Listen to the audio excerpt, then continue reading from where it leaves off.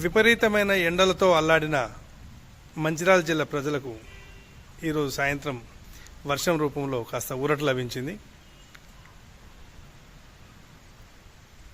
సోమవారం మధ్యాహ్నం నుండి ఉరుములు మెరుపులతో కూడిన వర్షం వస్తున్నది. అయితే జిల్లా కేంద్రంలో మాత్రం లేదని తెలుస్తున్నది. జిల్లా చుట్టుపక్కల ప్రాంతాల్లో అయితే ఇప్పటివరకు వర్షం బాగానే కొడుతున్నది.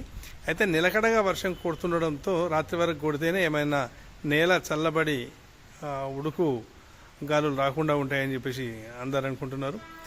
అయితే మంచిర్యాల చుట్టుపక్కల ప్రాంతాలైన మందమర్రి, రామకృష్ణాపూర్, గద్దెర, శ్రీరాంపూర్ ప్రాంతాల్లో వర్షం ఉన్నట్టుగా తెలుస్తున్నది.